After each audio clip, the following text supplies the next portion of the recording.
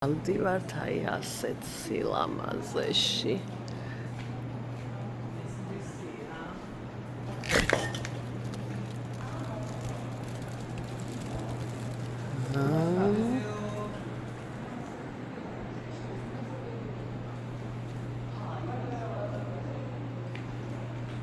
რა ლამაზია.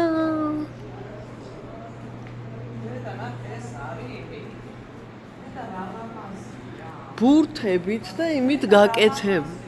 ულამაზესია.